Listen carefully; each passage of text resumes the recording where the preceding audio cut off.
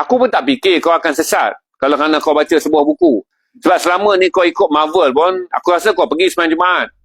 Fatwa mengatakan aliran Rumi ni terkeluar daripada pandangan Islam, sesat. Aku naikkan pula kan kau buku Ibn Khaldun.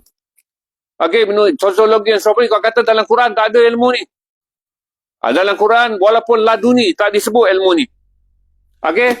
Aku pun naik kau pula, buku apa lagi? Penyucian kalbu. Kau kata pula, Syekh Hamzah Yusuf di Eropah digambarkan sebagai seorang yang bersifat liberal di Amerika. Walaupun yang tulis adalah berpandukan pada kitab Ayyuhal Walad. Okey, Imam Ghazali, Ayyuhal Walad.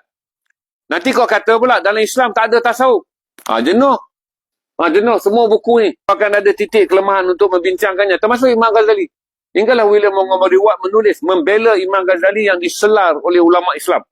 Bila abad ke-20, 600 tahun, 800 tahun selepas Imam Ghazali wafat, 900 tahun selepas Imam Ghazali wafat. Dia tulis buku ni tahun 1973. Tahun 60-an dah muncul dah. Golongan yang mula mencari lemahnya Ihya Ulumuddin dengan mengatakan Imam Ghazali telah mengambil hadis-hadis yang dhaif.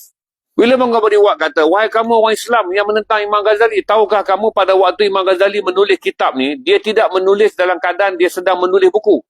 Dia menulis adalah untuk memelihara pandangan ahli sunnah wal jamaah yang ketika itu dikejamkan oleh pemerintah daripada golongan Mu'tazilah dan golongan Khawarij.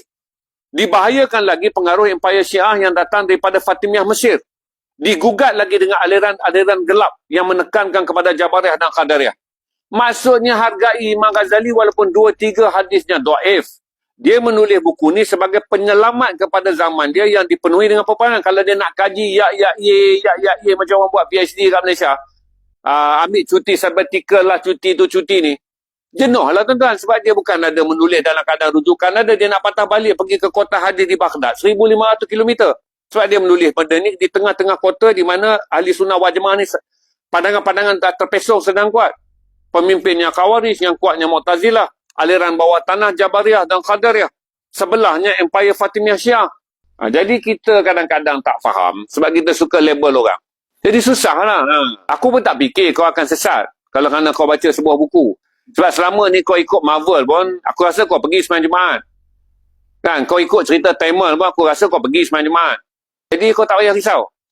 Hanya kerana kau takut pandangan seorang Kasim Ahmad menjadikan tiba-tiba kau ni meroyan agama. Tak ada.